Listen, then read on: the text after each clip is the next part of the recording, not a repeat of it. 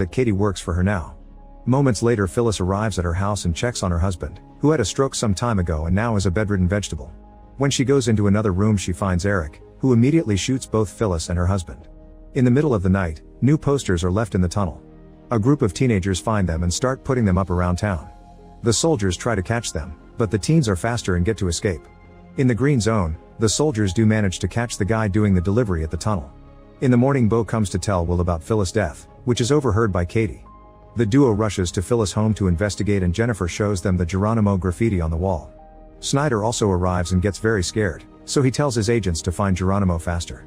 Then Will goes to the office and pressures the captured teenager until he reveals who gave him the posters. Soon Will, Bo, and a group of soldiers are bursting into the boys' home. They find a hidden passage behind a painting and a room filled with printed equipment. There's a man and a woman, and both of them swear they're Geronimo. Meanwhile, Pia takes Abraham beyond the wall. The old city is badly damaged from the invasion and there are no people left. They find a warehouse full of supplies and steal a bunch of stuff while sharing some kisses. Afterward, Abraham brings some rare markers for his sister and promises Carson that he'll find him the parts he needs to make a more powerful telescope.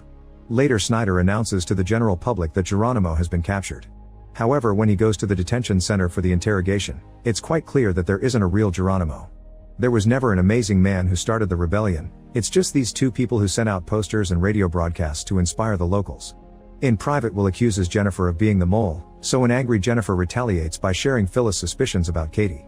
When Will gets home, she asks Lindsay for details about the day of the bombing. Then he visits Katie at the bar and asks her about her private talk with Phyllis, so Katie lies about what happened.